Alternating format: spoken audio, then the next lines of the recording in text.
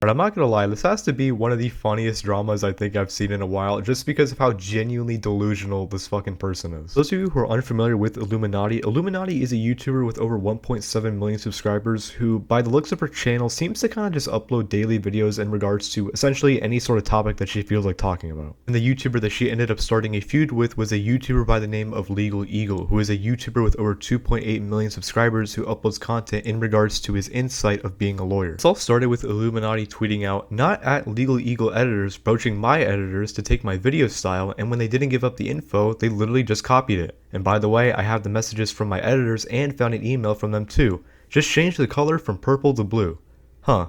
Interesting. We then follow up that tweet with an email actually sent to her by one of LegalEagle's editors who had asked politely for an After Effects plugin that he could replicate to put into one of their videos. And then when the editor didn't actually get a response from Blair, he ended up going to her Discord server and kind of asking the same question again. You would think with this accusation of plagiarism for LegalEagle and his editor, you would think Blair would come in with some pretty good receipts, right? You would think that she would come in with some top-notch editing receipts to really prove that he was actually going out of her way to copy her, but the receipts that she does end up providing are just laughably terrible. Here's the examples. So, it's actually insane. Okay, so example A is a pseudo paper cut, and example B is highlighted text.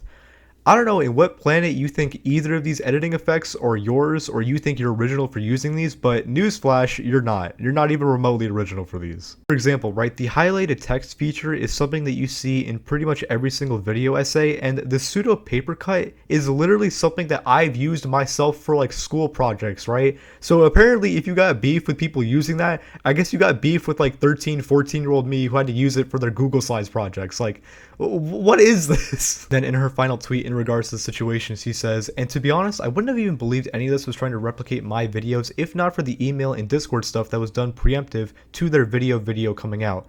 Like, talk about can I copy your homework? Yeah, but just make it a little different." Again, I just can't stress enough how dumb this also sounds, right? So she's pretty much saying like, yeah, you know what, I wouldn't have even thought that he was trying to, imitate my style or imitate my editing techniques, but because he came to me preemptively asking me how to do these things, now I think he's copying me.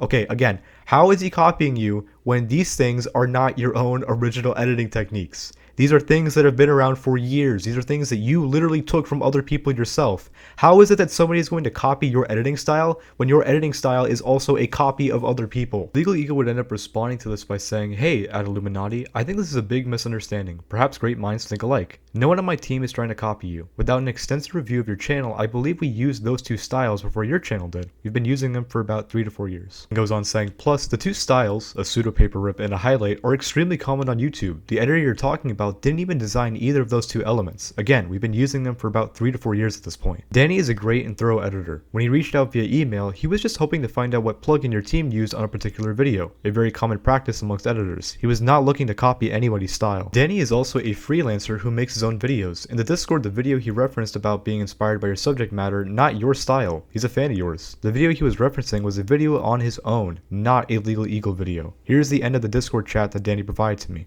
He was just trying to edit a video of his own using only DaVinci Resolve, just looking for some technical help, and he ended up thanking everyone anyway. YouTube is great because it's collaborative and the rising tide raises all ships. My team and I always try to provide original, high quality, and informative content. We try to help others when they ask for it. There aren't really any trade secrets around here. I didn't know that Danny reached out to you, but I don't fault him for doing so. If anything, I think everyone on the platform should be more open and sharing. Anyway, if you feel differently or want to hash it out, my DMs are open. I think LegalEagle did a really good job explaining the entire situation and explaining that the style that she thought he was trying to take from her, well, two things. For one, it's not her style to begin with, but two, even if it was apparently supposedly her style, so to speak, it's also his because he's been doing it for 3 to 4 years, so no, he's not copying her. And funny enough, the editor that reached out to Blair wasn't even trying to get editing advice for a LegalEagle video. It was literally a video that he was trying to do for himself as well, and instead of just trying to be helpful and give the guy a tip, no, they didn't want to give him an answer. Yeah, that's all I gotta say for the video. Thank you guys so much for watching. If you did enjoy, please make sure to leave a like and subscribe and all that sort of stuff. But before I go, I do want to play you a clip that I found from the YouTuber Bo Blacks, who had actually found another clip on Twitter that showed some actual plagiarism from Blair, it seems. And I thought that that'd be pretty poetic to end, this video off with. So that's what we're gonna be doing here. And I hope you guys do enjoy the clip, and I'll see you guys all again next time. Peace. He then shares a Twitter video with the caption, "Personally, Illuminati, I would define plagiarism as something a bit more specific. For example, copying someone else's documentary directly into your script." Professor Hugh Fudenberg. Professor Fudenberg has long been controversial. A man named Hugh Fudenberg, a former immunologist who has been long controversial. In 1989, he was caught up in a bizarre lawsuit involving the Food and Drug Administration, which told him he had to stop injecting his autistic child patients with blood products. In 1989, he was caught up in a bizarre lawsuit with the Food and Drug Administration, which told him he had to stop injecting his autistic patients with blood products. Then in 1995, he was suspended from practicing medicine and made to pay a $10,000 fine for his misuse and misprescribing of controlled drugs. Then in 1995, he was suspended from practicing medicine and made to pay a $10,000 fine for his misuse of prescribing controlled drugs.